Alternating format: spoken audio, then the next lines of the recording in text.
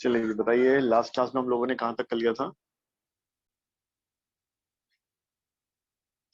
Vectors चल रहा था ना?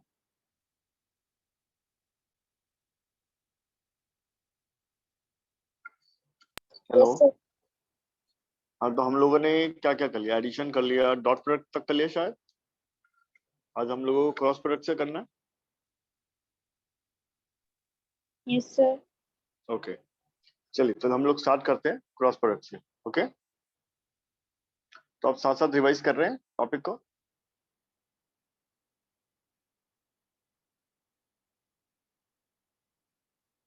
चलिए तो स्टार्ट करें आज, है ना?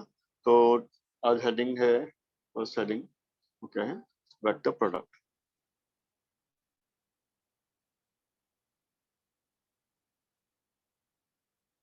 ठीक है ना, जिसे हम लोग क्रॉस प्रोडक्ट भी कहते हैं।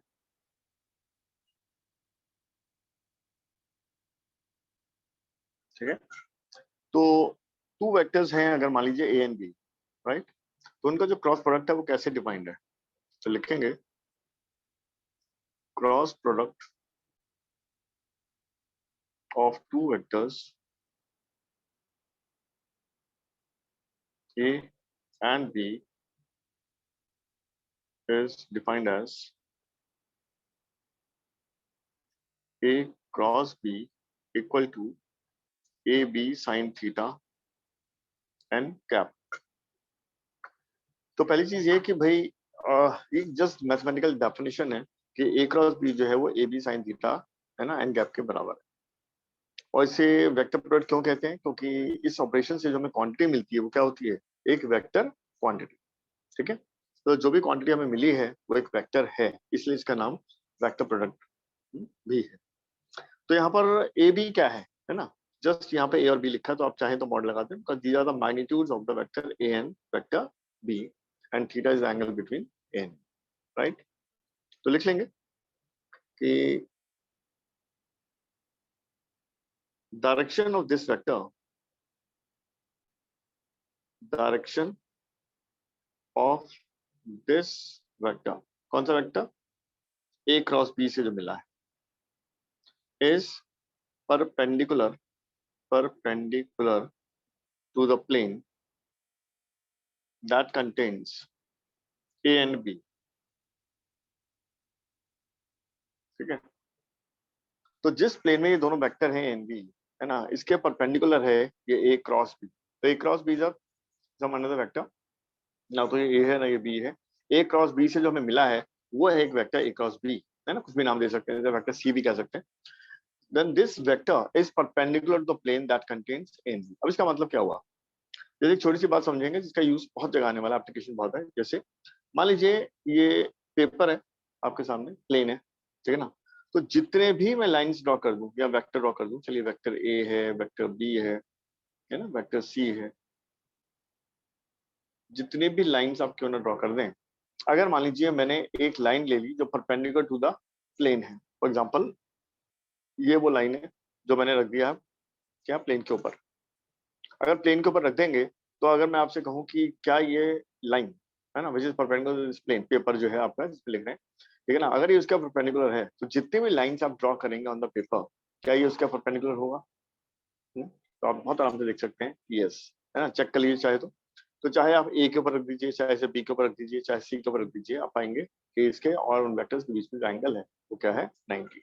यानी कोई भी लाइन जो उस प्लेन का परपेंडिकुलर है वो उन सभी लाइंस के परपेंडिकुलर है जो लाइंस ड्रॉन है ऑन दिस पेपर, राइट? एक छोटा सा पॉइंट। तो इसका मतलब ये हुआ कि ए क्रॉस बी जो है, ठीक है ना, वो क्या है, perpendicular to the plane that contains and. अब यहाँ दो डायरेक्शन पॉसिबल है। जैसे आपका ये पेपर इस पर आप लिख रहे हैं, एक तो डायरेक्शन होता है अपवर्ड और एक हो सकता है वर्टिकली डाउनवर्ड, ठीक है ना, टू डायरेक्शंस आर पॉसिबल। तो एक रूल है जो आपने शायद सुना हुआ है, तो this direction, exact direction is found by using the right hand screw rule, right? तो चलिए लिख लेते हैं। तो ये तो मैंने समझाने के लिए किया था, तो मैं इसे रब कर रहा हूँ, और इससे पीछे पहले आप देख लीजिए कि आपने नोट कर लिया है ना, ये नोट कर लीजिए, उसके बाद मैं आगे लिख रहा हूँ।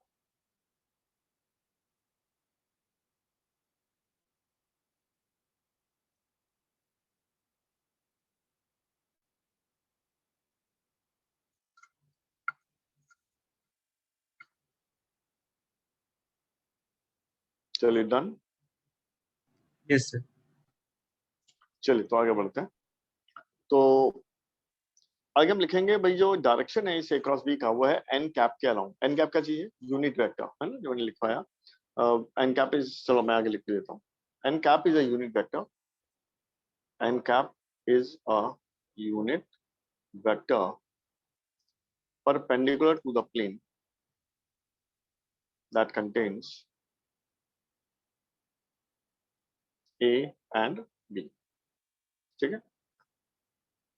अब जैसे दो डायरेक्शन पॉसिबल हैं, आउटवर्ड एंड इनवर्ड, तो कैसे निकालेंगे? तो आगे लिखें द एग्जैक्ट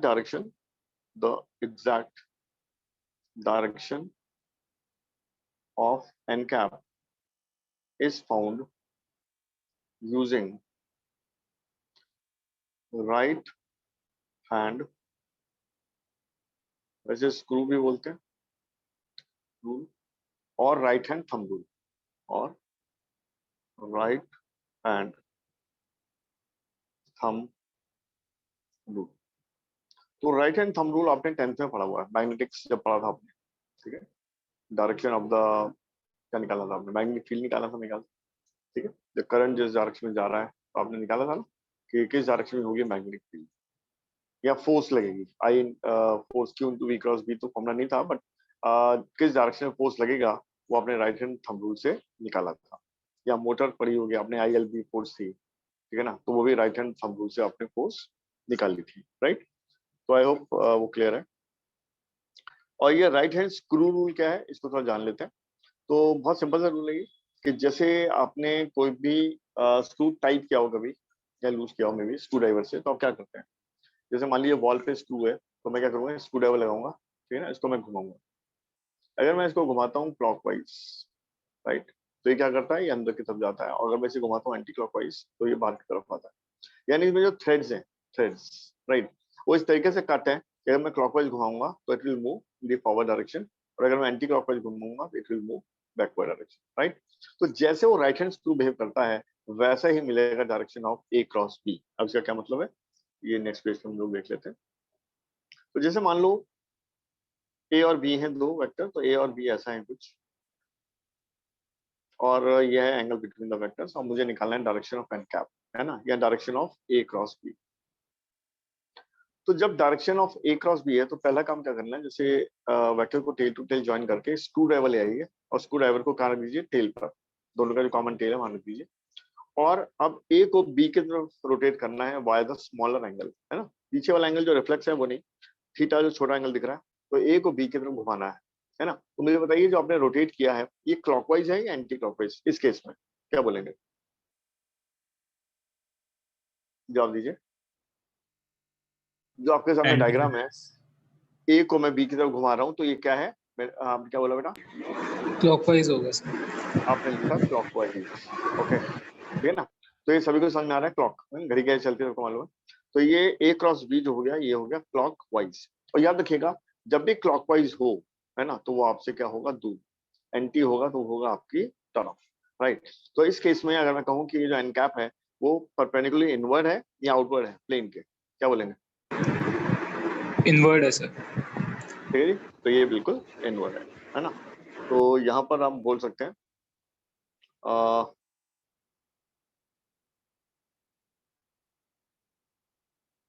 डायरेक्टली लिख दो, using using right hand screw rule the direction of a cross b is into the plane। और अगर मैं यही पूछूं कि बी क्रॉस ए का डायरेक्शन फिर किधर होगा? बी क्रॉस ए, तो ये डेफिनेटली क्या होगा? बाहर की तरफ, आउटवर्ड, ठीक है ना, बाहर की तरफ होगा। तो लिखें as direction of B cross A is outward normal, A cross B is equal to minus of B cross A. तो ये ध्यान रखिएगा, जो ए क्रॉस बी है वो minus of B cross A के बराबर है ना। तो ये ए क्रॉस बी अगर नीचे था और कोई भी वेक्टर नीचे है उसका आगे माइनस लगा दें तो आपने क्या कर दिया, उसे ऊपर कर दिया, 180 डिग्री से घुमा दिया। तो दोनों का जो मैग्नीट्यूड है वो तो ए बी साइन थीटा ही है, और जब डायरेक्शन भी सेम होगा तो दोनों वेक्टर्स क्या हो जाएंगे, इक्वल। जैसे हम जानते हैं ना, दो वेक्टर कब इक्वल होते हैं, जब उनका मैग्नीट्यूड भी इक्वल होता है और डायरेक्शन भी इक्वल होता है।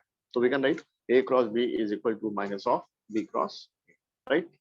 चलिए, तो अब यहाँ तक हम ये समझ गए कि ए क्रॉस बी अगर हमें निकालना है, दो वेक्टर में गिवन है, तो उनका जो मैग्नीट्यूड होगा वो क्या होगा, magnitude of A magnitude of b into sin theta. This is the magnitude, and direction is along the n cap. And what is n cap? It is a unit vector perpendicular to the plane that contains a and b, right? And now since two directions are possible, so exact directions found by using right hand thumb rule or right hand screw rule, right? तो ये भी clear है सब, कोई doubt तो नहीं है? हाँ जी, कोई डाउट?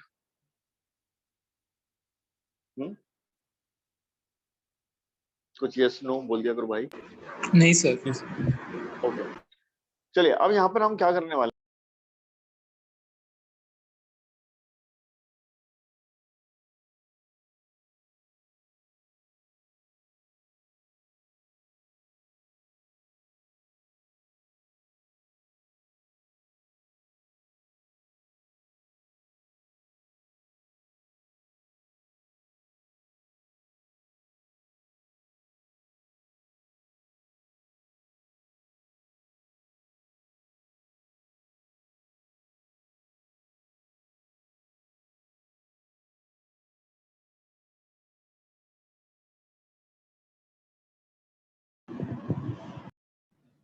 सर आपका माइक म्यूट है।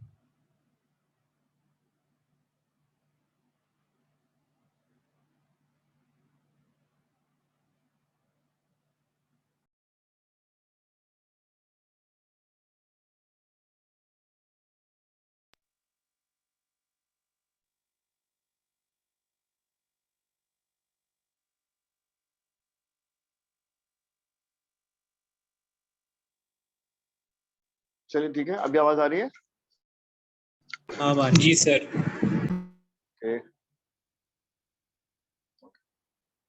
चलिए, तो अगर मान लीजिए X Y and Z axis हैं ऑफ अ कोऑर्डिनेट सिस्टम,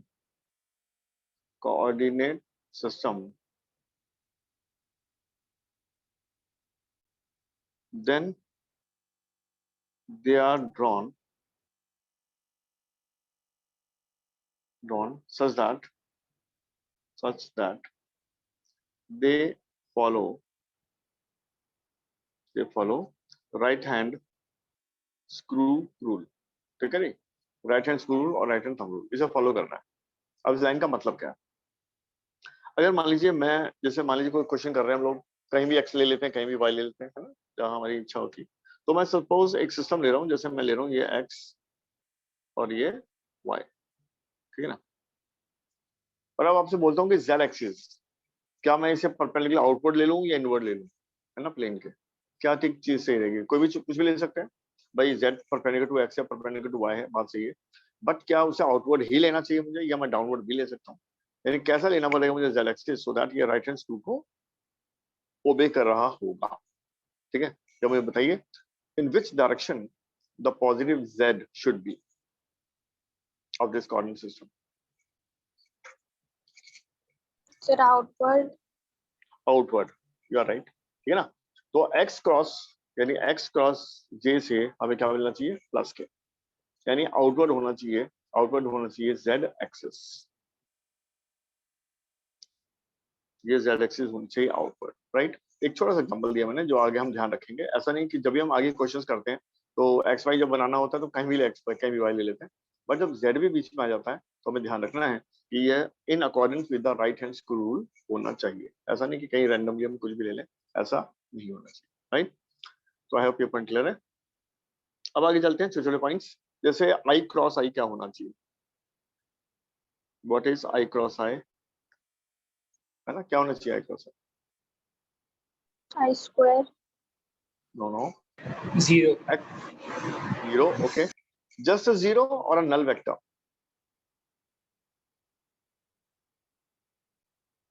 क्या मैं इसे खाली जीरो लिख दूं? It should be just a number, zero number और अ नल वेक्टर, तो हमें डिफरेंस मालूम है ना। नल वेक्टर क्या होता है? Null vector is a vector whose magnitude is 0 and direction is unspecified, but it is a जी vector. सर, नल वेक्टर हो जाएगा। It should be a null vector because हम क्रॉस प्रोडक्ट ले रहे हैं और क्रॉस प्रोडक्ट का नाम है वेक्टर प्रोडक्ट, दूसरा नाम, ठीक है ना। और वो क्यों है? क्योंकि इस ऑपरेशन के बाद जो क्वांटिटी हमें मिलनी चाहिए वो एक क्या होनी चाहिए? वेक्टर क्वांटिटी, ठीक है ना। और इसलिए शायद नल वेक्टर डिफाइंड है वेक्टर ज्योग्राफ, अदरवाइज क्या जरूरत थी।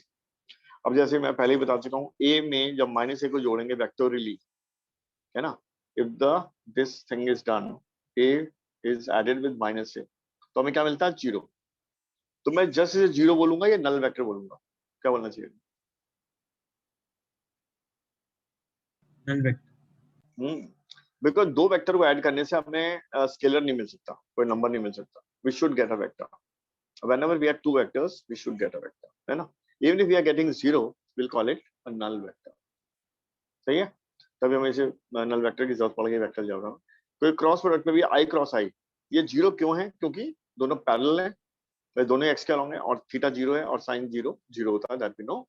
तो हमें ऐसा वेक्टर मिल रहा है जिसका मैग्नीट्यूड 0 है और ऐसे वेक्टर हम कहते हैं, we know it's a null vector, right. तो i क्रॉस i 0। नॉर्मली हम ये एरो कई बार स्किप कर देते हैं, 0 लिख देते हैं। तो एक छोटा सा क्वेश्चन की गुंजाइश छोड़ देते हैं। थ्योरेटिकल सवाल जब आएगा कि जस्ट 0 लिखें या 0 नल वेक्टर लिखें, तो बहुत ध्यान रखिएगा, it is a null vector. Anyway, तो i क्रॉस i जैसे नल वेक्टर है, वैसे ही j क्रॉस j भी नल वेक्टर है और वैसे ही k क्रॉस k भी नल वेक्टर है, इसमें कोई डाउट नहीं। क्लियर है पॉइंट? Yes, sir. जी सर। अब हम जाएंगे आगे, यानी i क्रॉस j क्या होगा, ठीक है ना। j क्रॉस k क्या होगा या k क्रॉस i क्या होगा, ये जानना है। तो इसके लिए एक सिंपल सा रूल है याद रखने के लिए कि भाई इसको ना साइक्लिक ऑर्डर में बना लेते हैं, i j k clockwise i j k। तो जब भी हम क्लॉकवाइज चलेंगे, जैसे i क्रॉस j करेंगे, तो will get the third one with a positive sign. तो i क्रॉस j से हमें क्या मिलेगा? Plus k। तो इसे नोट कर लेते हैं, it is plus k। Positive छोड़ भी सकते हैं, तो जब पॉजिटिव नहीं लिखा मतलब अंडरस्टूड है प्लस ही। चलिए j क्रॉस k क्या आएगा? आई। क्रॉस है i, मतलब पॉजिटिव i। और k क्रॉस i क्या आएगा? J. जे। बिल्कुल सही बात। और अब अभी हमने सीखा कि a क्रॉस b जो होता है वो माइनस ऑफ b क्रॉस से होता है ना। तो इसका मतलब ये है कि अगर मैं इसको रिवर्स करूं, मैं कहूं कि j क्रॉस i क्या होगा, तो क्या होना चाहिए? के। Minus k, sorry sir, minus के। है ना, माइनस j होना चाहिए। और यहाँ पे अगर मैं k क्रॉस j लिखूंगा तो माइनस i, और आई। यहाँ मैं i क्रॉस k लिखूंगा तो ये होगा माइनस j, ठीक है, ओके जी सर। ओके। अच्छा, अब ये हमने यानी एक अलजेब्रा को सीखने जा रहे हैं वेक्टर्स के, यानी आईज में आई जे के में एक्सप्रेस होंगे तो कैसे हमें क्रॉस प्रोडक्ट परफॉर्म करना है ना, वो सीखने के लिए छोटे छोटे चीजें हमें जाननी है। अब आगे चल रहे हैं कि जैसे ए अगर हमने गिवन था आई जे के में, बी गिवन था आई जे के में, तो ऐड करना था, तो वी नो कि लाइक टर्म्स को ऐड करना है, आई में आई ऐड कर दो, जे में जे ऐड कर दो, के में के ऐड कर दो। डॉट प्रोडक्ट की जब बात आई थी कि भाई ए और बी दोनों आई जे के में एक्सप्रेस हैं, ए डॉट बी निकालना है, तो हमें क्या करना था? आई के कोफिशिएंट्स को मल्टीप्लाई कर दो, प्लस फिर जे के कोफिशिएंट्स को मल्टीप्लाई कर दो, फिर के कोफिशिएंट्स को मल्टीप्लाई कर दो। तो हमें ऑपरेशंस आ गया था कि आई जे के में वेक्टर्स एक्सप्रेस हैं, तो how to perform dot and addition. Similarly अब हमें एक ऐसा फॉर्मूला चाहिए कि if A and B are given in expressed in I J K, then how to get the value of A cross B, है ना, how to perform this operation. चलिए इसको सीखते हैं, फॉर्मूला लेके आते हैं, तो यहाँ आगे बढ़ते हैं। तो चलिए मान लीजिए हैं कि अगर ए वेक्टर हमें गिवन है, A X I cap A Y J cap और ए जेड के कैप, और बी वेक्टर भी हमें गिवन है, B X I cap B Y J cap और B Z K cap, right, ये हमें गिवन है। और हमें ए क्रॉस बी निकालना है, राइट। तो पहले मैंने लिखा ए, तो इसमें ऑर्डर इंपॉर्टेंट है बिकॉज वी नो कि ए क्रॉस बी क्रॉस ए के बराबर नहीं होता, तो इट इज इंपॉर्टेंट कि हमने क्या निकालना, तो ए क्रॉस बी निकालना है। तो फर्स्ट प्रिंसिपल से अगर करें, है ना, फर्स्ट प्रिंसिपल का मतलब क्या है कि पहले ए एक्स आई का इससे क्रॉस प्रोडक्ट लें, है ना, और फिर ए क्रॉस आई का इससे क्रॉस प्रोडक्ट लें, और फिर इसका इससे क्रॉस प्रोडक्ट लें, तो देखते हैं क्या आता है। तो ए एक्स आई का अगर मैं क्रॉस प्रोडक्ट लूंगा बी एक्स आई से, तो क्या लिखूंगा? ए एक्स बी एक्स तो खैर मल्टीप्लाई हो जाएंगे, और आई क्रॉस आई क्या होता है? It is null vector. Null vector, है ना। तो अभी मैं फिलहाल 0 लिख देता हूँ, राइट, ऊपर लगा देना है। चलिए अब ax को b से, है ना, सेकंड मल्टीप्लाई, तो ax इंटू बी वाई हो जाएगा, और i क्रॉस j, तो i क्रॉस j क्या होता है? K. प्लस के। तो ऑर्डर याद करने के लिए i प्लस j के। के, हाँ ऐसे लिख लिया करो हमेशा, और क्लॉकवाइज है तो, और याद रखना अगर यही चीज एंटी क्लॉकवाइज लेके आएंगे तो दूसरा वाला विद नेगेटिव साइन मिलेगा, है ना। तो खैर i क्रॉस j, तो i क्रॉस j हमें क्लॉकवाइज जाना था तो प्लस के मिला। अब हमने ax को मल्टीप्लाई किया bz से, और i क्रॉस k की बात की, माइनस क्या जे। मिलेगा? माइनस j, बिल्कुल। यानी कि अभी हम क्लॉक में जाके एंटी चलना शुरू हो गए, तो यहाँ पे माइनस j मिल जाएगा, बिल्कुल ठीक। चलिए अब दूसरा भी ले आते हैं, सिंपल हम समझ पा रहे हैं कि क्या करना है। तो ए वाई जे को क्रॉस प्रोडक्ट लिया हमने बी एक्स आई से, क्या आया? ए वाई बी एक्स, और जे क्रॉस आई, जे क्रॉस आई क्या होता है? माइनस के। माइनस के, ठीक है ना। नेक्स्ट हम लिख लेते हैं, जे क्रॉस जे जीरो होता है, तो इसलिए मैं इसे जीरो लिख रहा हूँ, नल वेक्टर लिख रहा हूँ। अब आगे जे क्रॉस के, तो ए वाई बी जेड, और जे क्रॉस के क्या होता है जी? I. Plus I. Plus I, plus I, बिल्कुल ठीक। अब ए जेड के का क्रॉस लेना है बी एक्स आई से, तो क्या लिखते हैं? ए जेड बी एक्स, और के क्रॉस आई क्या होता है? जे। प्लस जे। और अभी सेकंड टर्म्स को कर दो, ए जेड बी वाई, और के क्रॉस जे क्या होता है? माइनस आई। माइनस आई, बिल्कुल ठीक।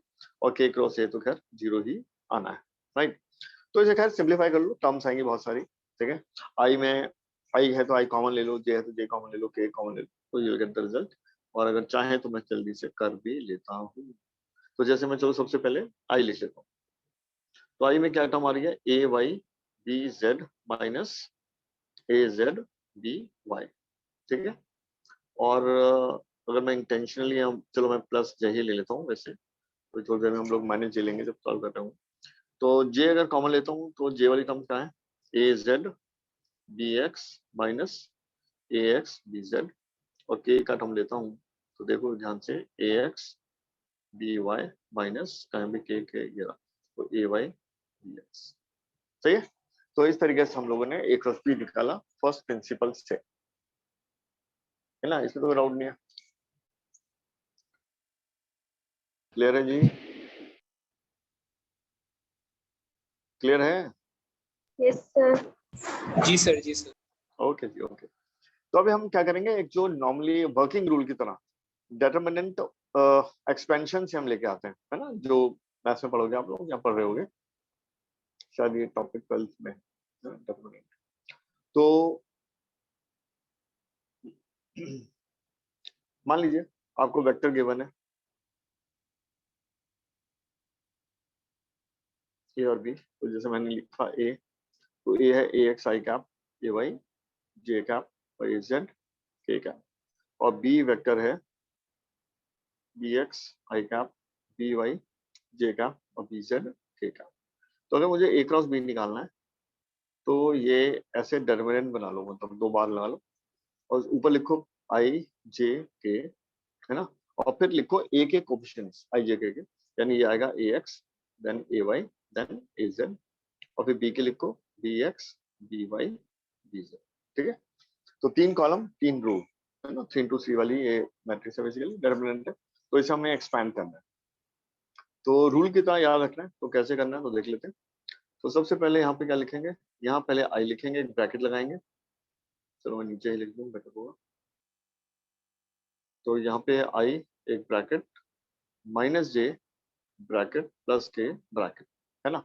यहाँ पे ऐसा कुछ नहीं है सर आपने माइनस जे क्यों ले लिया, एक्चुअली एक ही रूल रखने के लिए हमने यहाँ माइनस जे लिया, जिससे कि अंदर की जो क्वांटिटीज हैं, तो जो क्रॉस मल्टीप्लिकेशन हम लिखने जा रहे हैं, उसके लिए हमें एक जैसा रूल फॉलो करना होगा तीनों के लिए, राइट। इसलिए माइनस याद करने के लिए है ये, अदरवाइज तो बेसिक प्रिंसिपल्स हम कर ही चुके हैं। चलिए अब देखें कि जो पहले ब्रैकेट के अंदर टर्म्स आएंगे वो कैसे निकालें। तो इसमें क्या करते हैं हम लोग, इसको हम हटा देते हैं, इसको हटा देते हैं, ये रो है ये कॉलम, और ये चार वाली टर्म बची ए वाई। तो हमने सबसे पहले क्या करना है, ऊपर से नीचे और लेफ्ट से राइट, यानी ए वाई इंटू बी जेड, तो ए वाई बी जेड माइनस, फिर नीचे से ऊपर और लेफ्ट से राइट, यानी ऐसे, तो ये हो गया बी वाई ए जेड। अब इसी रूल को मैं फॉलो करने जा रहा हूँ बाकी सभी, पहले इसे अच्छे से देख लें, लिख भी लें साथ साथ, साथ साथ नोट भी करें। और माइनस जे के लिए अब क्या करना है वो मैं बता रहा हूँ, ठीक है ना। तो उसमें हमें कौन सी रो हटानी है, कौन सा कॉलम हटाना है, ठीक है। तो यहाँ तक नोट कर लिया आपने बेटा? एक मिनट का टाइम दे दूँ, हाँ सर। है जी सर। कंफर्टेबली कर लीजिए, कर लीजिए। उसके बाद फिर जिससे कोई जल्दबाजी भी ना हो और आप समझ जाना।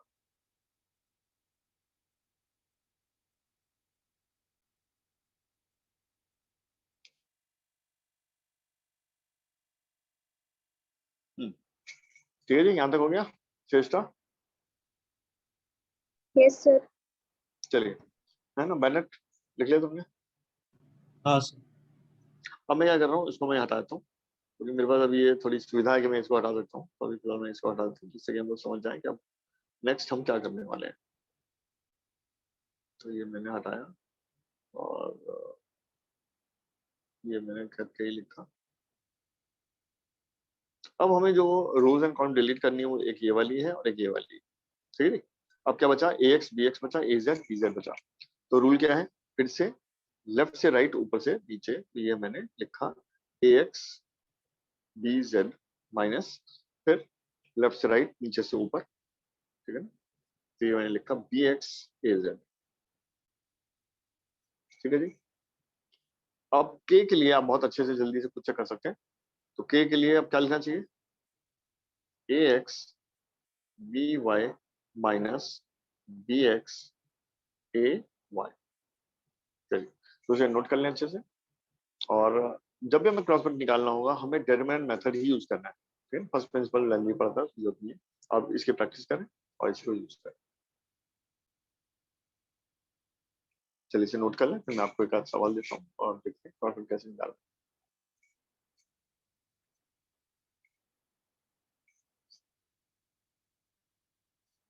सर ये जे के सामने हमेशा माइनस ही लेना है? इस केस में और इसलिए क्योंकि हमेशा हमने रूल क्या रखा, लेफ्ट से राइट ऊपर से नीचे, स्टार्ट ऐसे करना है। अगर जे की जगह माइनस नहीं लोगे तो फिर हमें थोड़ा सा ऑल्टर करना पड़ेगा जे के लिए रूल, ठीक है ना। अभी तीनों के लिए रूल हमारा एक ही है, बस इतना याद रखना है कि जे के आगे माइनस लगा, ओके सर। ठीक है। Yes sir. चलिए, हो गया पूरा, बता दीजिएगा मुझे।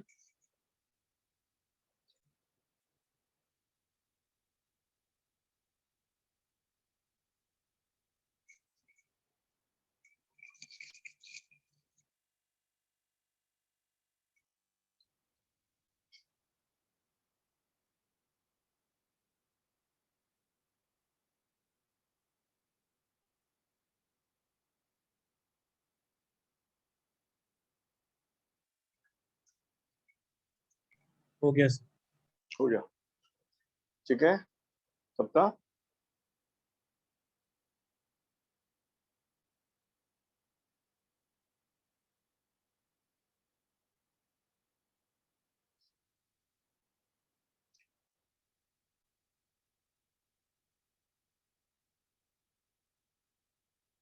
अच्छा, अगर हमें कोई वेक्टर गिवन हो और हमें यूनिट वेक्टर निकालना हो तो क्या तरीका होता है हमारे पास, क्या करते हैं हम लोग?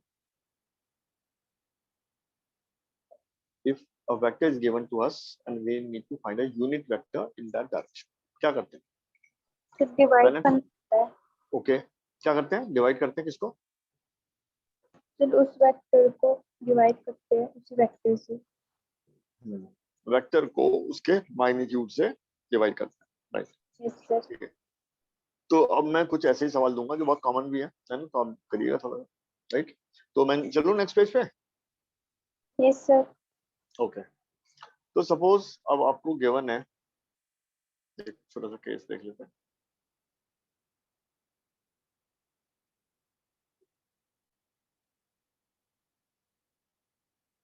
फिर से कुछ आपके सामने वेक्टर्स हैं,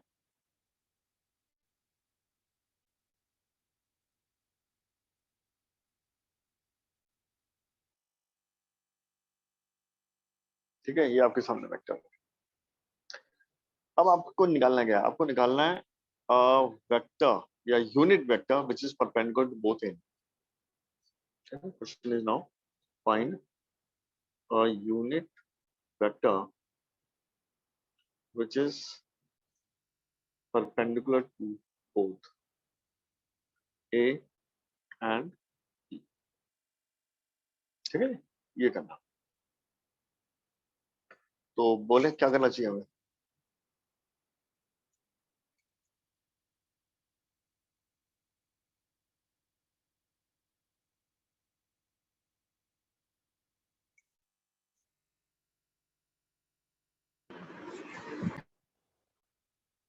यस, और सर आई जे के देख के वो पहले देखेंगे कि ए में क्या क्या आ रहा है, फिर बी में मतलब इनटू कर दें ऊपर वो ए और बी का आई मल्टीप्लाई कर देंगे, फिर वाई फिर जे वाले मल्टीप्लाई कर देंगे, फिर के वाले मल्टीप्लाई कर देंगे।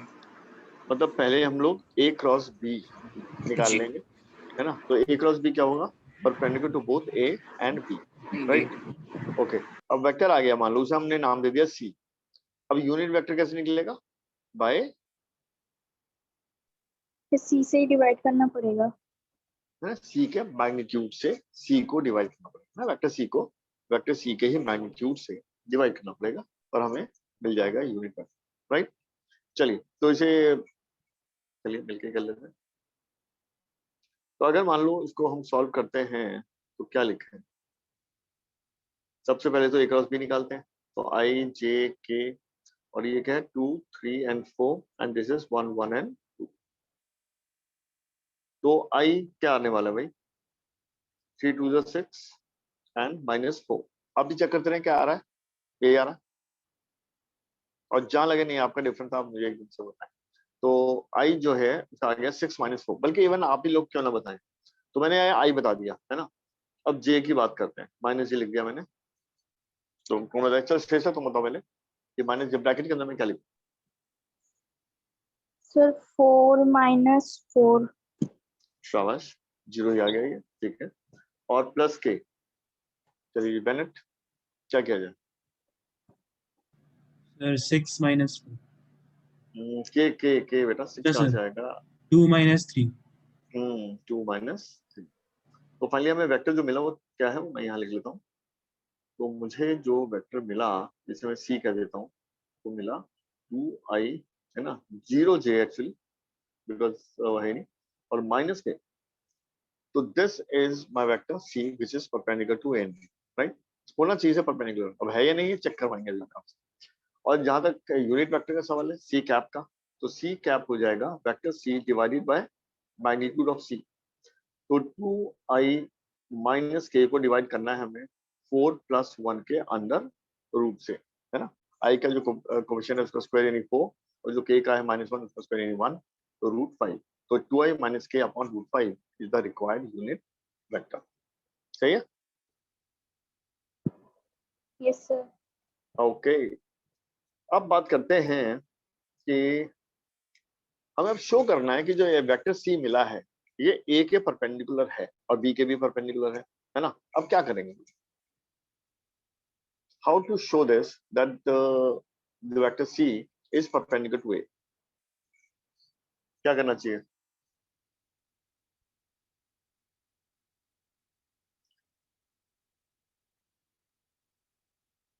हम्म सर वेक्टर ए और सी, वेक्टर सी के बीच का एंगल अगर 90 डिग्री प्रूव हो जाए तो ये परपेंडिकुलर हो जाएगा। सही बात है, और वो कैसे निकालेंगे?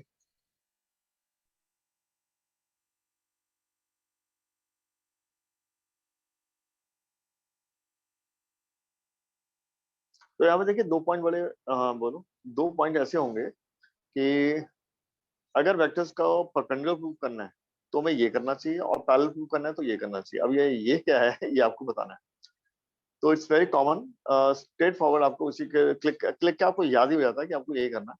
तो whenever you have to show that vectors are perpendicular, what we should do, जैसे आपने कहा एंगल परपेंडिकुलर होना चाहिए, बहुत बढ़िया। तो ऐसे कौन सा मैथमेटिकल ऑपरेशन है या वेक्टर में ऑपरेशन है जो करने से एकदम पता लग जाएगा कि वेक्टर्स आर परपेंडिकुलर और दे आर पैरेलल? बोलो, क्या रहा मन में, क्या करना चाहिए अगर हमें शो करना है कि equal two vectors? Perpendicular upon base. नहीं नहीं, वो सब नहीं करना। अच्छा ये बताओ, अगर डॉट प्रोडक्ट 0 आ जाए किसी दो वेक्टर का, डॉट प्रोडक्ट 0 आ जाए, इसका मतलब क्या है? क्या उनके बीच में एंगल 0 है, और सॉरी 90 है? Yes sir.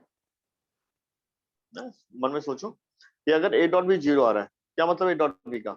Magnitude of A magnitude of B into cos theta. जब मॉड ए मॉड बी 0 नहीं है, ठीक है नहीं, cos 90 बोलो, cos थीटा अगर 0 है, cos थीटा अगर 0 है तो थीटा क्या हो गया? अभी याद नहीं हुआ ये? cos 0 1 होता है और cos 90 0 होता है। जी सर। cos, ओके, तो जब भी आपका जैसे cos थीटा अगर 0 आ रहा है मतलब थीटा इज 90, ओके, और 90 मतलब परपेंडिकुलर। तो ये याद कर लो कि जब भी दो वेक्टर को शो करना हो कि दे आर परपेंडिकुलर, उनका डॉट प्रोडक्ट हमें 0 शो कर देना है। If you are getting the dot product 0, it means vectors are perpendicular. ठीक है जी, बस ये नल वेक्टर के लिए ट्रू नहीं है, ये दोनों नॉन जीरो वेक्टर होने चाहिए, मतलब इनका मैग्नीट्यूड कुछ नॉन जीरो होना चाहिए। अगर ऐसा है तो उनका डॉट प्रोडक्ट अगर 0 आता है, इसका मतलब ये दोनों एक दूसरे के परपेंडिकुलर हैं। चलिए, क्या मेरी बात समझ आ रही है? सर अंडर रूट 4 वो अंडर रूट 4+1 कैसे निकला था? कैसे निकला?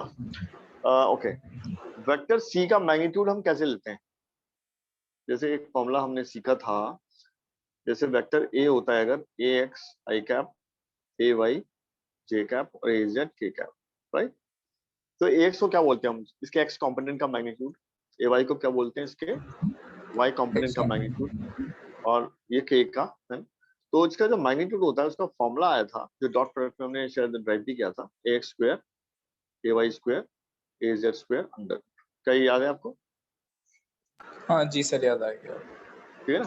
तो अभी हाँ, वेक्टर सी जो, हाँ हाँ, तो वेक्टर सी जो था 2i माइनस के है ना, तो 2i माइनस के है, तो मतलब इसका जो मैग्नीट्यूड होगा वो 2 का स्क्वायर प्लस -1 का स्क्वायर, यानी कि √5। जी सर, सही है? याद आ, जी सर समझ गया। राइट। Thank you sir.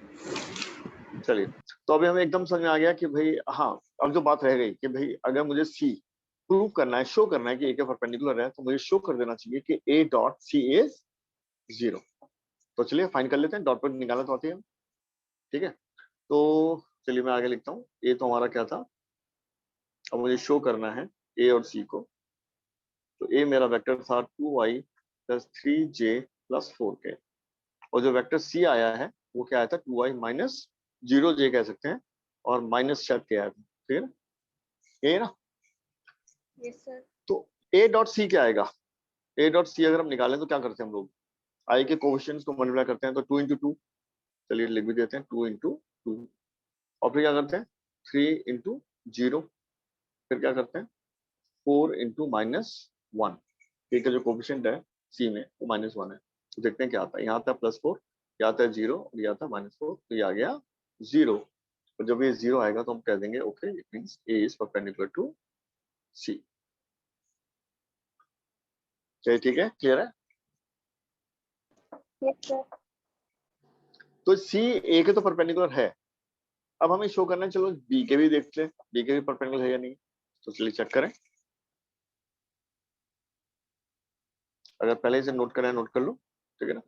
यानी दोनों का जो डॉट प्रोडक्ट है वो 0 आ रहा है, जो शो करता है कि ए और सी आपस में परपेंडिकुलर है।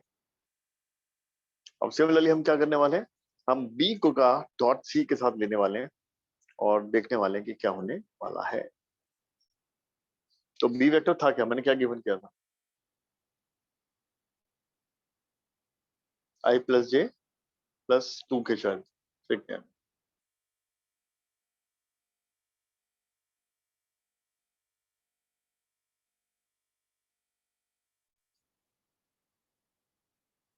चलिए देखिए, नोट कर लिया? Yes sir. हाँ सर।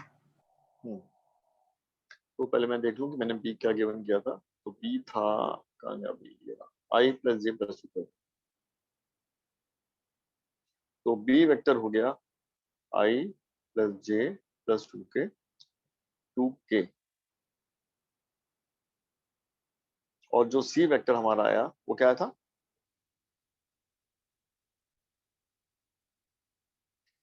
2i + 0j -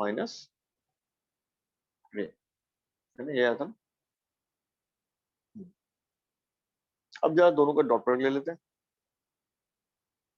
तो ये क्या आएगा? 1 × 2 + 1 × 0 + 2 × -1, प्लस का 2 0 एंड ये माइनस का 2, यानी ये भी आ गया 0, है ना। और यहाँ 0 के आगे, अच्छा बी डॉट सी से जो फाइनली 0 मिला है, ये क्या नल वेक्टर है या खाली 0 है, क्या बोले इसे?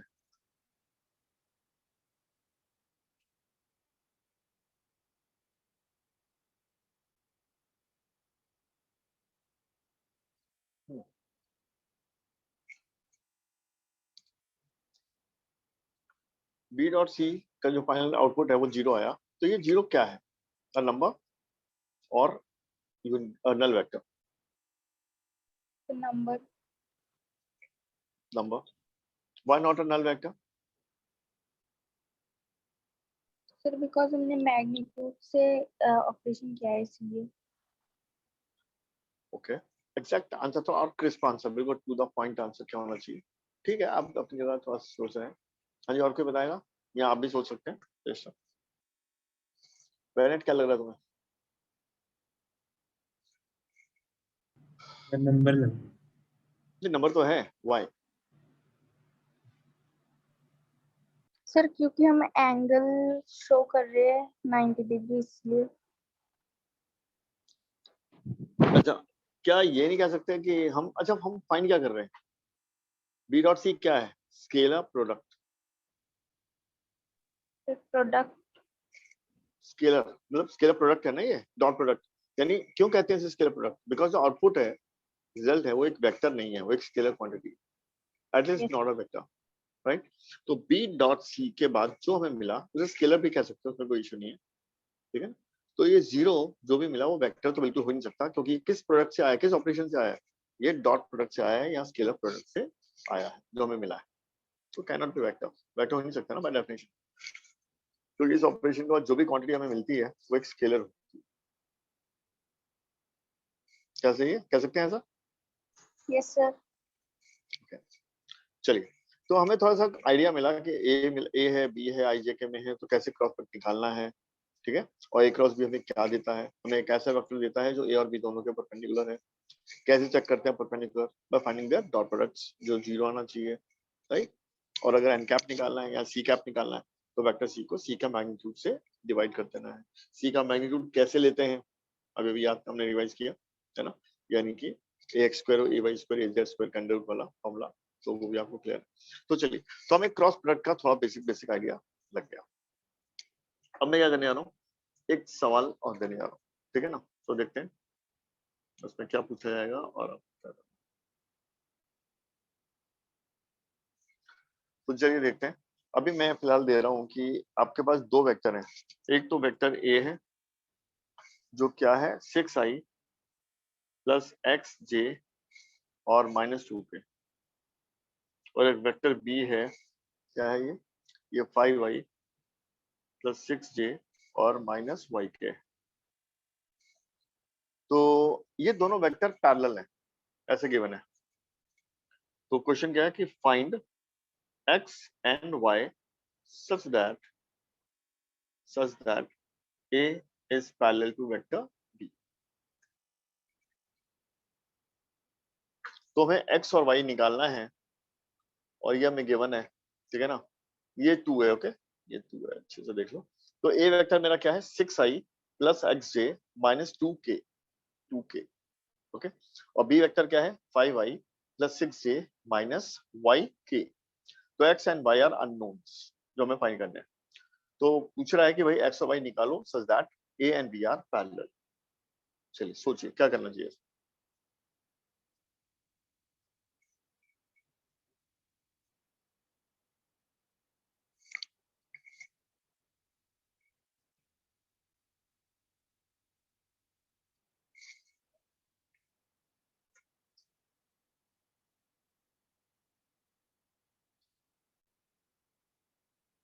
अभी अभी हमने बात की थी कि अगर परपेंडिकुलर शो करना है तो हमें डॉट प्रोडक्ट लेना चाहिए, और अगर पैरेलल हो वेक्टर्स तो क्या यूज कर सकते हैं हम लोग?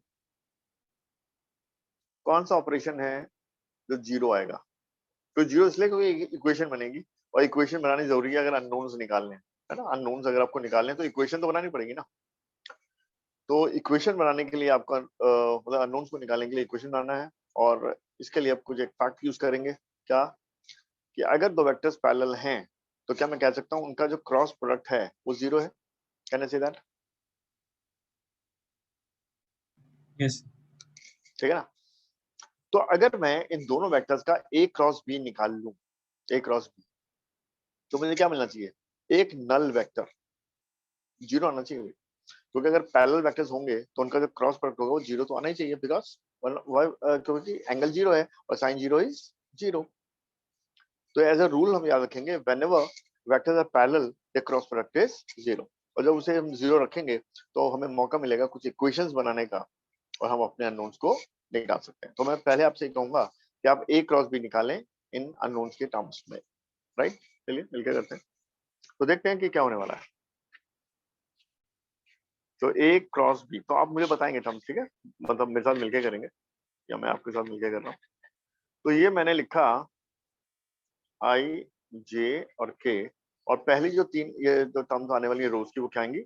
6x and -2, ठीक है जी। और इससे नेक्स्ट जो है वो किसका? बी के कोएफिशिएंट्स आएंगे, यानी 5, 6 and -y। अब मुझे क्या करना है? आई निकालना है, -j निकालना है और +k निकालना है। तो कौन कौन बोलेगा? 3 बच्चे बैठे हुए हैं, तीनों एक एक बोलो। तो बहन तुम पहले आई का बताओ, ब्रैकेट के साथ क्या लिखूं? Sir, 12 minus xy. नहीं, आई का जब मुझे लिखना होता है तो मुझे क्या करना होता है? मुझे ये Sir, वाले टर्म ये डिलीट कर देने होते हैं। pass. और मुझे x को -y से मल्टीप्लाई करना पड़ेगा, तो क्या आ Pass. जाएगा? -xy, Yes, sir. फिर माइनस, अब 6 को 2 के साथ करना है, जो ऑलरेडी कितना है? -12, Yes. 6 × -2, और ये माइनस साइन है तो ये हो जाएगा प्लस, तो ये आ जाएगा 12। क्या ये क्लियर है? Yes. ठीक है, चलिए अब -j, तो j के टर्म्स मतलब ब्रैकेट में लिखना है मुझे, तो श्रेष्ठा तुम लिखो, बोलो क्या लिखूं?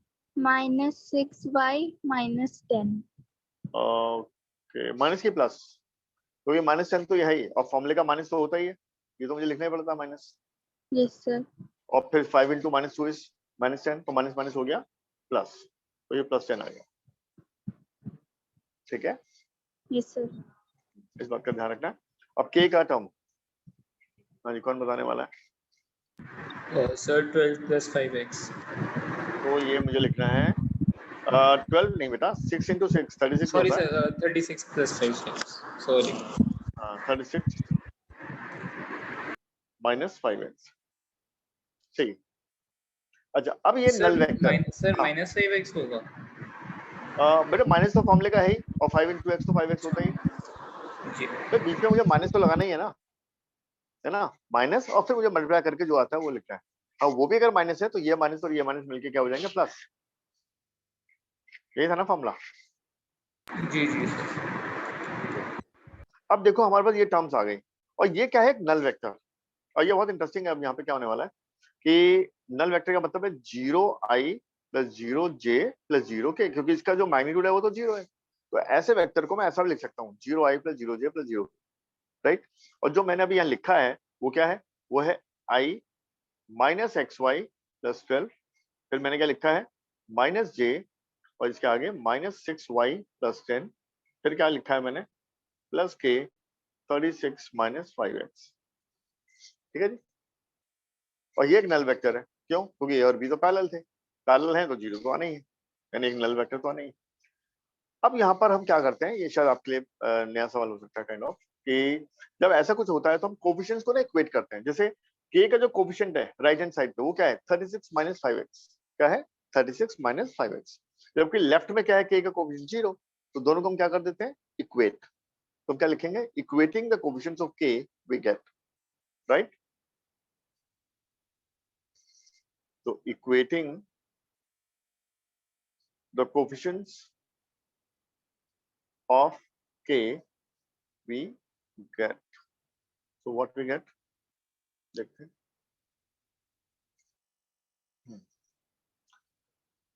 तो क्या था ये 36 - 5x था ना? तो 36 माइनस 5x को मैंने रखा 0, तो यहाँ से x आ गया 36/5। क्या ये क्लियर है? Yes sir. और अब हम दूसरा देखते हैं, जो j का कोफिशिएंट है ना, ऑल्दो ये माइनस j लिखा है और फर्क क्या पड़ता है, उसके अंदर जो आना है कोफिशिएंट वो तो 0 ही आना है। तो equating the coefficient of j to 0, ठीक है, अगेन द सेम लैंग्वेज, तो -6y + 10, तो equating the coefficient of j to 0, to 0, we get, हाँ जी, तो अब हमें क्या है पता, -6y + 10, तो -6y + 10 को हमने रखा 0, तो y मेरा क्या आ गया 10/6। देख लीजिए सबको आ रहा है, मतलब माइनस की गलती नहीं होती, तो ये 5/3 लिख सकते हैं, इसमें कोई दिक्कत नहीं है। क्या सही है?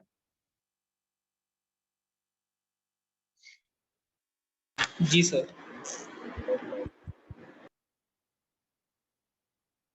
चलिए, तो इस तरीके से अगर आपके सामने कोई इक्वेशंस आती हैं, हाँ अगर ये सवाल सही है, जैसे कि मैंने तो एक बुक से उठा लिया सवाल, अगर ये सही है तो इसका जो आई का जो कोफिशिएंट है ना, वो भी 0 आना चाहिए। तो लेट्स सी कि सवाल सही बनाया गलत बनाया, गलत मतलब वैल्यूज पुट करने में गलती।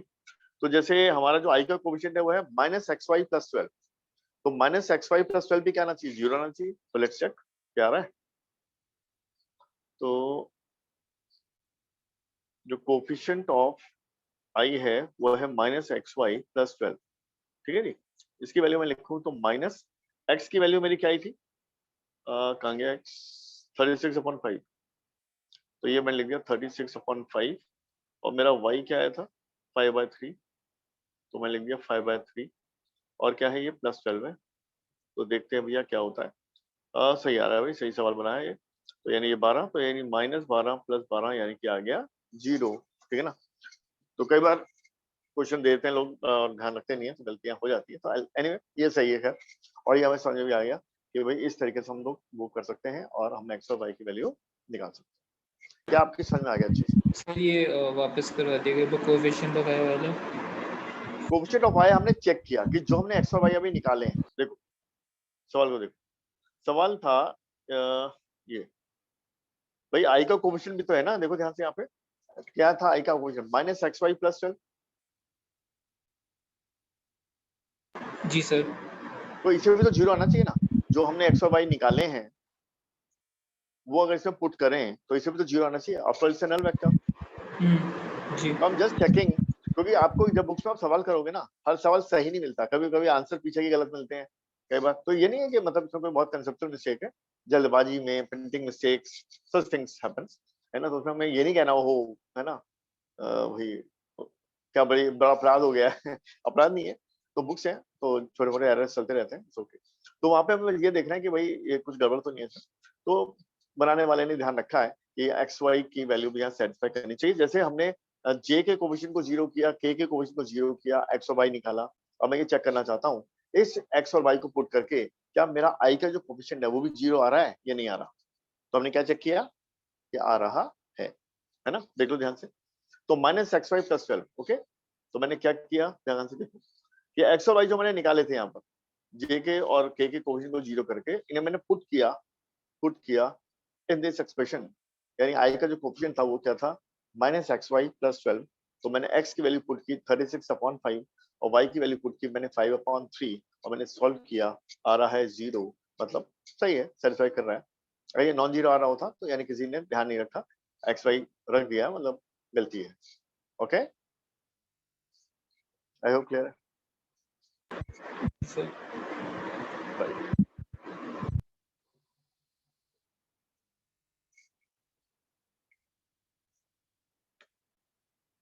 चलिए अब एक छोटा सा सवाल मैं दे रहा हूँ, मैं जस्ट प्रैक्टिस के लिए थोड़ा सा देखते हैं। यहाँ तक क्लियर है? दो आगे सवाल एक। Yes sir. नेक्स्ट क्वेश्चन है कि अगर मान लो ऐसा गिवन है कि a + b है ना, वेक्टर है ये, वो c के ओके ओके ओके ये नहीं, ऐसा गिवन है कि A vector plus B plus C equal to 0 है ना, इट इज गिवन इफ, तो then A cross B is equal to, तो आपके पास 4 ऑप्शन है, जैसे आजकल एमसीक्यूज आते हैं ना, तो वैसे कुछ सवाल है। तो बी क्रॉस सी, बी ऑप्शन क्या है, सी क्रॉस बी, और सी ऑप्शन क्या है, ए क्रॉस सी, और डी ऑप्शन क्या है, नन ऑफ दीज। ठीक है ना। तो चलिए अब मुझे बताएं कि चारों में से कौन सा सही है। अगर आपको गिवन है कि a plus B plus C is equal to 0, then a cross B is equal to, इन चारों में से किसके बराबर होगा ये a क्रॉस बी। तो ये सवाल पहले आप देखें।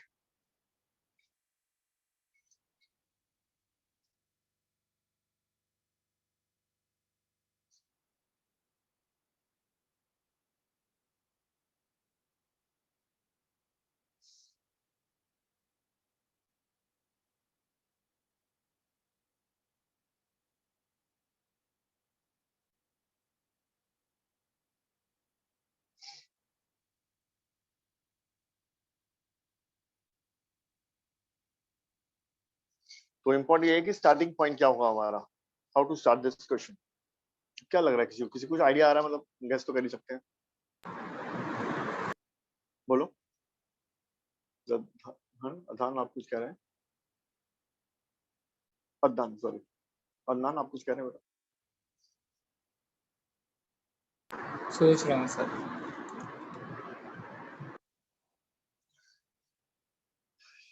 श्रेष्ठा, बेनेट,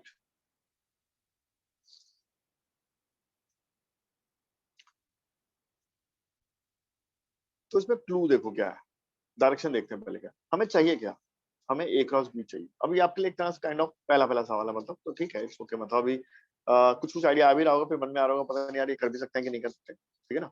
तो ऐसे सवाल हम लोग करते गए कि हमें गिवन है a plus B plus C, okay, equal to 0।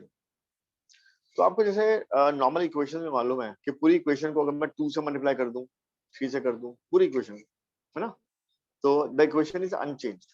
अगर मैं लेफ्ट हैंड साइड को 2 से मल्टीप्लाई करता हूँ, राइट को भी करता हूँ, तो इट्स ओके, मतलब वी कैन डू दैट।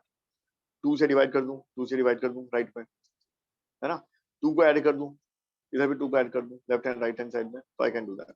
तो सिमिलरली वेक्टर्स में भी, अब जैसे इक्वेशन है आपके पास a प्लस बी प्लस सी, है ना, और मुझे क्या चाहिए, a क्रॉस b, तो मैं क्या करूंगा, I am taking cross product of this vector with the vector a on both sides, यानी मैं लिखूंगा a cross a plus b plus c, और राइट हैंड साइड में भी a क्रॉस 0 ही लूंगा, बट 0 से क्रॉस प्रोडक्ट तो फिर 0 ही आएगा, है ना, mod of a mod of b। Although angle is not clear, but अगर एक का मैग्नीट्यूड भी 0 है तो नल वेक्टर तो ये है ही, इसमें कोई डाउट नहीं है ना। किसी भी वेक्टर का एक नल वेक्टर से मैं क्रॉस प्रोडक्ट लेता हूं तो मुझे 0 मिल जाएगा। तो बाय डेफिनेशन मुझे क्या लिखना पड़ेगा, mod of A mod of 0 into sin theta. Theta की नौबत तो बाद में आएगी, बिकॉज थीटा मैं निकाल नहीं सकता, बिकॉज 0 का direction is unspecified. But as far as magnitude is concerned, I know कि 0 का जो मैग्नीट्यूड है वो 0 है, तो ए बी sin थीटा के हिसाब से 0 तो आना ही चाहिए, और होगा ये वेक्टर ही, तो इसे मैं नल वेक्टर लिखूंगा। क्या यहाँ तक बेटा क्लियर है? समझ गया सर। है ना। तो मैंने क्या किया, इस पूरे वेक्टर का ए से क्रॉस पर लिया। अब इसको एक्सपैंड करते हैं, लेफ्ट हैंड साइड में देखते हैं A cross A plus A cross B plus A cross C, और ये इक्वल टू 0 तो है ही। अब जहां तक ए क्रॉस ए का सवाल है, पैरेलल वेक्टर्स हैं, ए क्रॉस ए क्या आना चाहिए, 0, है ना, ए क्रॉस ए 0 आना चाहिए। और ए क्रॉस बी मुझे चाहिए, एक्चुअली क्वेश्चन में ए क्रॉस बी है, और ये जो ए क्रॉस सी है मैं उधर राइट हैंड साइड में लेके आ रहा हूँ, तो माइनस ऑफ ए क्रॉस सी हो जाएगा ये, या इसे सी क्रॉस ए लिख सकते हैं, है ना, सी क्रॉस ए लिख सकते हैं। इंटरेस्टिंग आ रहा है कुछ, क्योंकि तीनों ही ऑप्शन हमें क्या बोले, आंसर है या नहीं है, क्या देना चाहिए answer, sir answer none of this हो जाएगा। नन ऑफ दीज हो जाएगा, क्योंकि हमारा जो ए क्रॉस बी आ रहा है वो सी क्रॉस ए है, वो ए क्रॉस सी नहीं है, और गिवन जो है वो ए क्रॉस सी है। तो बच्चे जल्दी में टिक कर सकते हैं ए क्रॉस सी को, ध्यान रखिएगा, ए क्रॉस सी और सी क्रॉस सी डिफरेंट है, एक नहीं है, ठीक है ना। तो इसमें मुझे जो आंसर टिक करना चाहिए वो होना चाहिए डी। ध्यान से देखो, क्या क्लियर है? जी सर।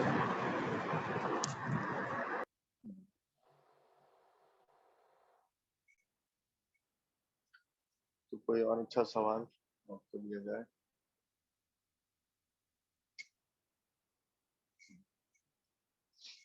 चलिए एक छोटा सवाल मैं और दूंगा जो शायद क्रॉस प्रोडक्ट से रिलेटेड नहीं है पर इक्वेशन से रिलेटेड होगा, तो देखते हैं। चलिए, तो क्या ये क्लियर है सभी को? देखें। जी सर। Done. तो यहाँ पर देखिएगा एक सवाल है जो मैं लिख रहा हूँ, वो क्या है कि आपको वेक्टर ए गिवन है। क्या गिवन है? 2i plus 2j minus x के, और जो वेक्टर बी है वो क्या है? 2i माइनस जे और माइनस 3k। सही है। तो आपको क्या है ना, एक्स की वैल्यू बतानी है so that the vectors are perpendicular to each other. Find x such that a is perpendicular to b, right? although option भी गिवन है, तो लेट्स सी ऑप्शन भी ले लेते हैं, क्या पता क्या क्या आ रहा है। देखो x की वैल्यू गिवन है -2/3, बी ऑप्शन है x इक्वल टू 3/2, और सी ऑप्शन है x है -4/3, और डी ऑप्शन है x बराबर 2/3, है ना, पॉजिटिव साइन के साथ। तो चलिए, अगर a और b परपेंडिकुलर हैं और आपको x निकालना है तो क्या करना चाहिए?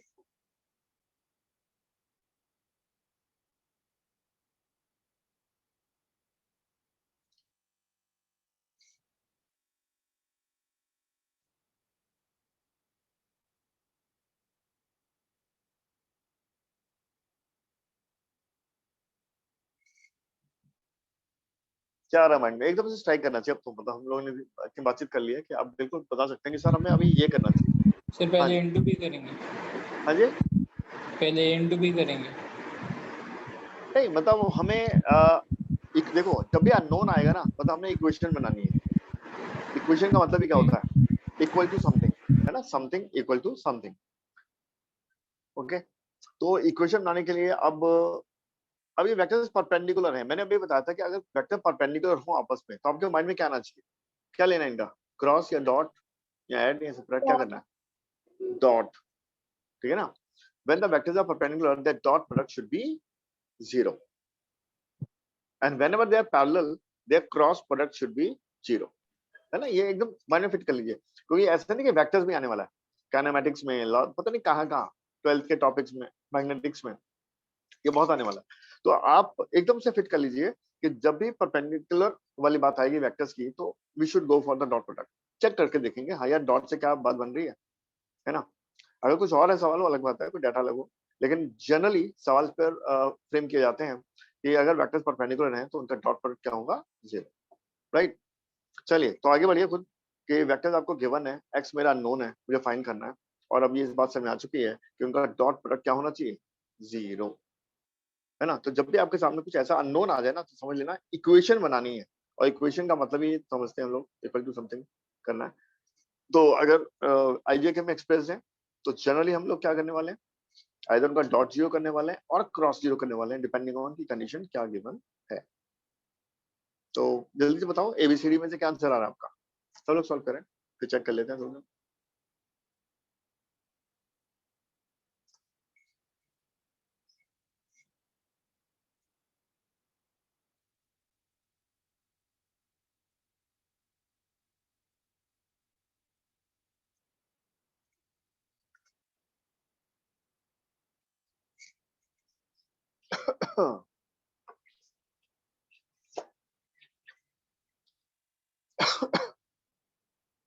सर ए। आपका ये आ रहा है? क्योंकि मुझे आंसर भी पता नहीं है, सॉल्व करते हैं, लेट्स सी। तो आराम से करो, बिंदास एकदम, और देखते हैं क्या आता है। तो आपका आ रहा है, श्रेष्ठा का आ रहा है ए, यानी -2/3। बाकी लोग भी फटाफट करें, बहुत इजी है। मैंने कितना आ रहा है? Sir D R. आपका डी आ रहा है, ओके। चलो कॉन्ट्रडिक्शन आ गया भाई। श्रेष्ठा का आ रहा है ए, यानी -2/3, और आपका आ रहा है 2/3। चलिए जी, और कौन बच्चा है? अदनान, आप बताएं। सर ए आ रहा है। अच्छा, 2 बच्चों का ये आ रहा है, तो चलिए हम भी सर मेरा कर भी ये लेते आ हैं। रहा था सर, अच्छा, मैंने आपको भी ये, माइनस लाना भूल गया। ओके ओके, तो ए डॉट बी करना है, तो 2 × 2 4, तो -2 और प्लस 3x याद रखना इक्वल टू 0। तो ये है हमारा 2 + 3x, x में आ जाएगा माइनस, बिल्कुल सही बात, यानी माइनस प्लस की गलती की गुंजाइश थी, जल्दी में जाओगे तो गलती हो सकती है। तो चलिए बहुत बढ़िया, तो आपने एकदम सही आंसर निकाला, बात समझ गए आप। चलिए एक सवाल छोटा सा मुझे नजर आ रहा है, तो मैं आपसे पूछना चाहता हूँ कि जैसे लैंग्वेज ये है कि what is the angle, what is the angle between P + Q and P × Q। तो 2 वेक्टर हैं, P और Q, 2 वेक्टर गिवन है आपको, है ना। तो P + Q एक वेक्टर होगा, एक मिनट, P + Q एक वेक्टर होगा, और P × Q एक vector, P + Q and P × Q। What should be the angle between the two? चलिए बताइए। ऑप्शन भी है वैसे 4, कहें तो मैं वो भी देता हूँ, तो चलिए मैं दे भी देता हूँ। पहला ऑप्शन है 0, बी ऑप्शन है π/2, और सी ऑप्शन है π/4, देन डी ऑप्शन है 5।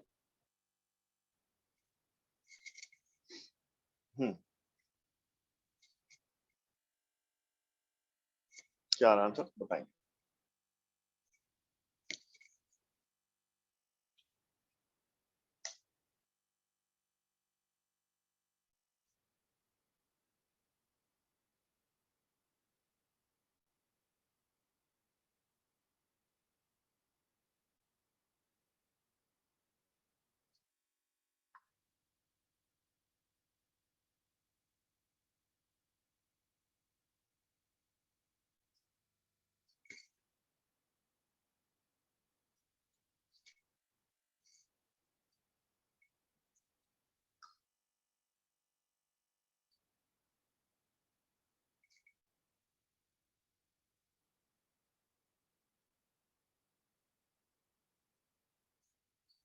हाँ जी बोले।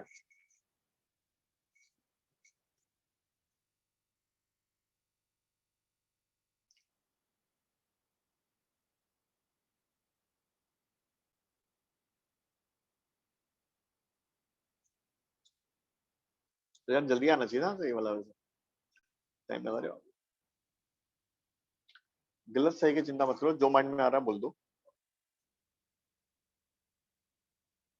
हाँ जी अदनान, बोलो बेटा, क्या लग रहा है अभी?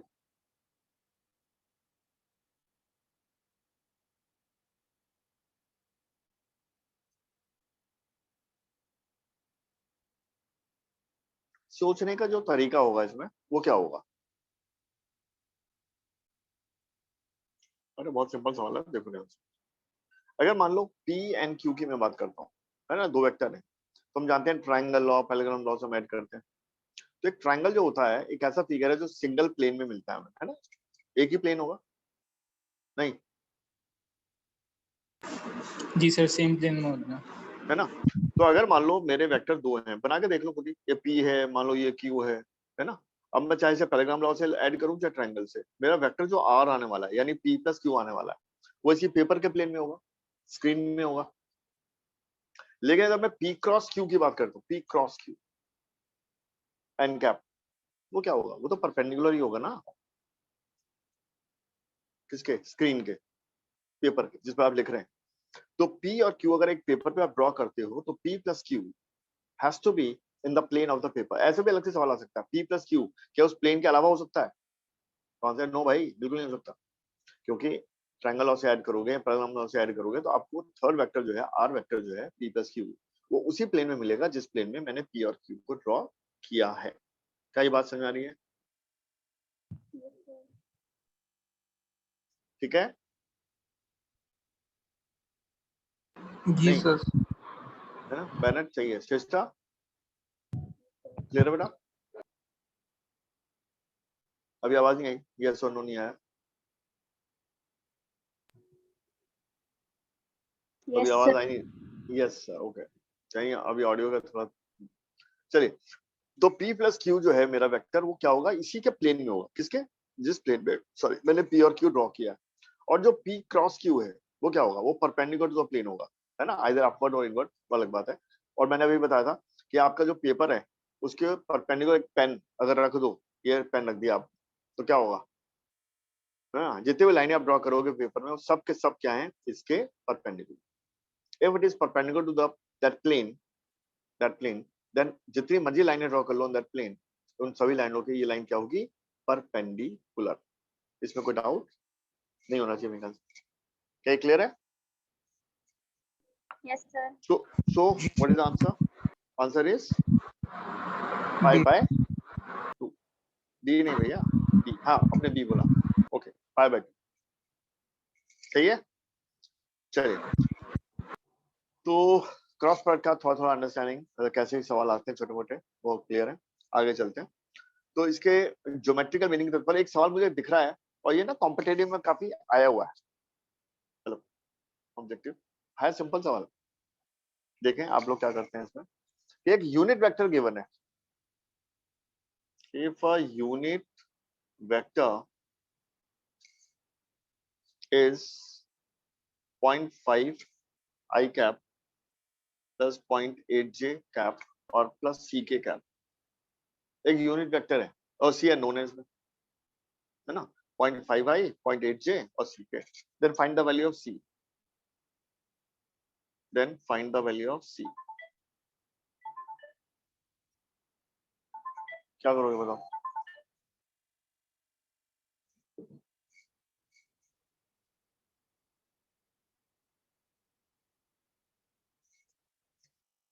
एकदम स्ट्राइक करना चाहिए, एकदम फटाफट।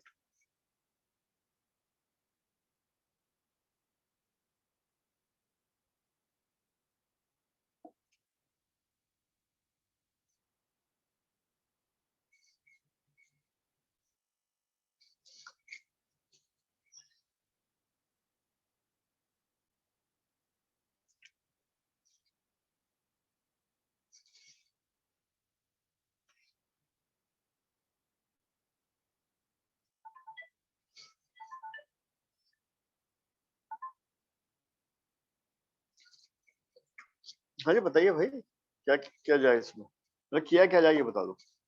यहाँ लोग सॉल्व कर रहे हैं। हाँ श्रेष्ठा बोलो।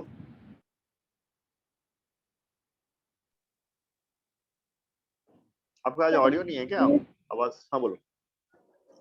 सर ये यूनिट वेक्टर है तो इसका आंसर 1 आना चाहिए, मतलब तो मैं इक्वेशन क्या लिखूं, बिल्कुल सही बात है, मैग्नीट्यूड इसका 1 आना चाहिए, तो क्या लिखूं मैं। सर ये जो वेक्टर है उसके नीचे हमें मैग्नीट्यूड लिखना है, नहीं नीचे नहीं, मतलब हमें कोई, राइट। अब सर अंडर रूट करके इज इक्वल टू 1 करना है, कोएफिशिएंट्स को अंडर रूट करके। तो मान लेते हैं कोई ये वेक्टर कोई एक्स है मान लो, है ना, तो एक्स का जो मैग्नीट्यूड है वो क्या होना चाहिए, वो 1 होना चाहिए, बिकॉज ये यूनिट वेक्टर है। और इसके कोएफिशिएंट्स क्या है, ये 0.5 का स्क्वायर और ये 0.8 का स्क्वायर और ये c का स्क्वायर का अंडर रूट कर देते हैं, और ये आना चाहिए 1 के बराबर। सिंपल सा ये करना है, ठीक है ना। यानी आपके सामने अगर ऐसे कोई वेक्टर गिवन है और एक अननोन है c, और गिवन है कि ये वेक्टर यूनिट वेक्टर है, मतलब इसका जो मैग्नीट्यूड है वो 1 है, और इसे यूज करते हुए हम c को आराम से निकाल सकते हैं। तो ये तो खैर 0.25 है और ये 0.64 है और ये c स्क्वायर है, दोनों स्क्वायर कर दो, रूट चले जाएगा तो 1 का 1 ही रहेगा। और ये तो आप सॉल्व कर ही लेंगे, 0.64 और 0.25 क्या होता है भैया, 9 और 8। तो यानी c स्क्वायर जो है वो 1 माइनस 0.89 है, सही है, और 1 में से 89 जाएगा तो 0.11 है, तो c हमारा हो जाएगा रूट ऑफ 0.11, ये हमारा आंसर, ठीक है। कैलकुलेशन तो सिंपल है खैर। तो ये एक माइंड में एकदम से आना चाहिए, और ये ऐसा सवाल है जो अगर बोले नीट लेवल है या बिट्स टाइप का, मतलब थोड़ा सा सीधा आईटी नहीं कहूंगा, एडवांस नहीं कहूंगा, और कहीं पे इस तरह के एग्जाम्स में आता रहा है, ठीक है ना, बहुत सारे जगहों पे ये सवाल आपको मिलता रहा है। चलिए, तो इसे अच्छे से नोट कर लो और फिर हम चलते हैं आगे।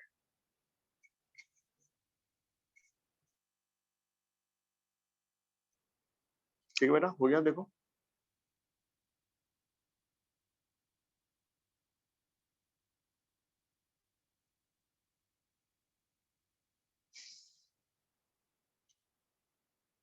हो गया सर।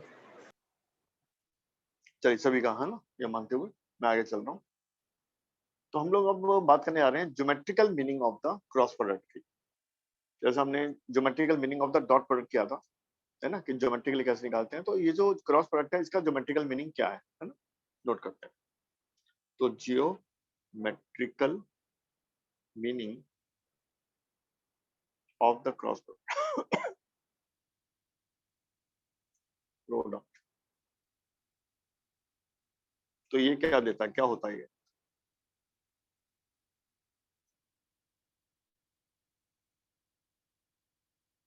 तो लिखेंगे जियोमेट्रिकली सर हाँ जी बेटा। नहीं बताने वाला। ठीक है, तो ये मैं स्टार्ट कर रहा हूँ। Geometrical meaning of the cross product, तो ये है geometrically magnitude of A cross B gives the area of the parallelogram whose adjacent sides are given by vector A and B, है ना। तो क्या मतलब हुआ इस बात का, तो इसको अंडरस्टैंड करते हैं कि अगर मान लो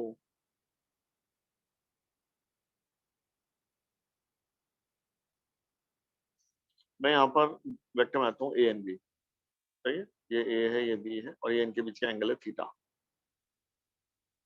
तो अगर मैं ये पैराग्राम कंप्लीट कर लूँ, ठीक है ना, और ये पैराग्राम कंप्लीट कर लूँ, तो हमें मालूम है ना पैराग्राम का एरिया क्या होता है, base into height, I think you know. ठीक है, तो ये मैंने परपेंडिकुलर ड्रॉप किया, तो ये है H और बेस है A, तो एरिया ऑफ द पैराग्राम हो जाएगा बेस इनटू हाइट। और बेस क्या है यहाँ पे A, और ये क्या है H, क्या है हमारा B साइन थीटा, ध्यान से देखो B साइन थीटा, तो हमें क्या मिल गया AB साइन थीटा। तो AB साइन थीटा क्या होता है, A क्रॉस B का मैग्नीट्यूड, ठीक है ना। यानी A और B का अगर क्रॉस प्रोडक्ट लेते हैं तो उसका जो मैग्नीट्यूड होता है वो भी AB साइन थीटा होता है ना। और पैराग्राम का जो एरिया है वो भी बेस इनटू हाइट से क्या आ रहा है, AB साइन थीटा। तो इसका मतलब ज्योमेट्रिकली जो A क्रॉस B का मैग्नीट्यूड है वो उस पैराग्राम के एरिया के बराबर होता है जिसकी एडजेसेंट साइड्स दी जाती हैं vector A and by vector B।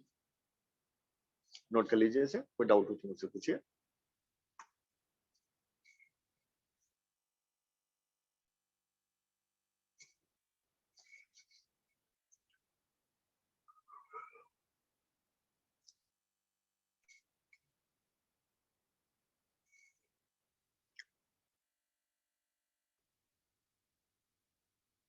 Note कर लीजिए इसे।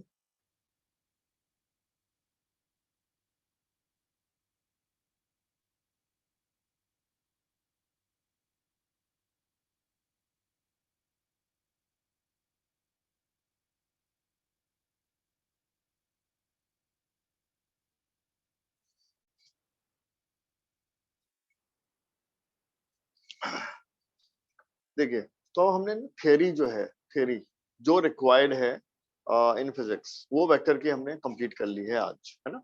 वेक्टर प्रोडक्ट सीख लिया है, जिसकी जरूरत शायद जाके पड़ेगी क्रॉस प्रोडक्ट जब हम टॉर्क की बात करेंगे, है ना, उससे पहले शायद उतनी जरूरत नहीं पड़ेगी। डॉट प्रोडक्ट की जरूरत जब पड़ेगी जब हम लोग वर्क डन की, वर्क बाय एनर्जी वाला चैप्टर पढ़ेंगे, तब डॉट वर्क डन डिफाइंड होता है force and displacement dot product से, ठीक है ना। लेकिन जो हमें जरूरत पड़ने वाली है नेक्स्ट चैप्टर ऑनवर्ड्स, है ना, वो क्या है, ऑल्दो डॉट वॉट हो जाता है काइनेमेटिक्स में, जैसे यूज हो जाएगा थोड़ा सा। तो नेक्स्ट टॉपिक जो हम लोग पढ़ने आ रहे हैं वो काइनेमेटिक्स होगा। उसका भी पहला जो पार्ट होता है वो क्या होता है, मोशन इन 1D, राइट। तो अब वेक्टर्स जो हमें अब चाहिए होगा, जो हमें अप्लाई करना होगा, वो हमने पढ़ लिया। तो ऐसा नहीं है कि बहुत सारे सवाल आप करेंगे तभी आपका वेक्टर्स आगे चल सकते हैं। आफ्टर ऑल क्योंकि हम वेक्टर एज अ मैथ्स का टॉपिक पढ़ने नहीं बैठे हैं, हम बैठे हैं उतना पढ़ने जो हमें फिजिक्स में रिक्वायर्ड, ठीक है। तो उतना हमने सीख लिया है। अब आप क्या करेंगे, इसको अच्छे से रिवाइज करके बैठेंगे, और जैसे नेक्स्ट क्लास ऑनवर्ड में चलूंगा मोशन 1D में, तो जहां जहां अप्लाई होगा वहां वहां, यानी अब खत्म नहीं होने वाला, अब ये चलता ही जाएगा, पूरी फिजिक्स में चलता रहेगा बार बार। तो हमें हमेशा इसके टच में तो रहना ही है, टच में रहेंगे ही, बाय डिफॉल्ट, क्योंकि हर कदम पर हम इसको लगा रहे होंगे तो हमें टच में तो रहना ही है इस टॉपिक के, ठीक है ना। तो इसलिए अभी इस टॉपिक पे बहुत सारे क्वेश्चंस करने का कोई बहुत ज्यादा पॉइंट नहीं होता।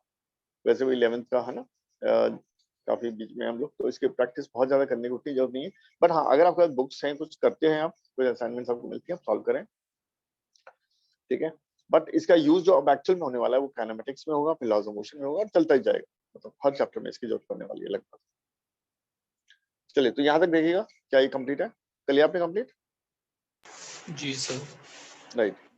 तो इस चैप्टर को, हाँ जी बोलो बेटा, कुछ कह रहे हो? No sir. श्रेष्ठ। हाँ, तो अब याद रखना कि अब हमें जो याद ज्यादा रखना है, मतलब रिजोल्यूशन ऑफ वेक्टर्स एकदम याद रहना चाहिए, और रिजॉल्व करके हम कैसे रिजल्टेंट लेते हैं, रिजल्टेंट, वो बहुत इंपॉर्टेंट है क्योंकि अब जो उसका यूज बहुत ज्यादा होने वाला है। जब रिलेटिव वेलोसिटी पढ़ेंगे तो डिफरेंस ऑफ वेक्टर्स की बहुत जरूरत पड़ने वाली है।